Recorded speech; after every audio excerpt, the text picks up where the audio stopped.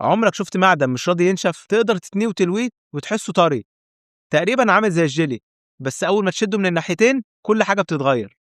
جوه الشكل ده في خلية نحل من الألمنيوم خفيف جدا، وزنه تقريبا من 1 ل5 أرطال لكل قدم مكعب، يعني أخف من الألمنيوم المصمت من 80 ل 90%. تقدر تشيل لوح كبير بإيد واحدة، لكن أول ما يتفرد يقدر يشيل مئات أو حتى آلاف الكيلوهات. السر كله في التصميم، اعتبره زي كاميرا حرف آي. الطبقات الخارجية هي اللي شايلة الحمل، والخلية اللي في النص بس هي اللي ماسكاهم متباعدين وثابتين.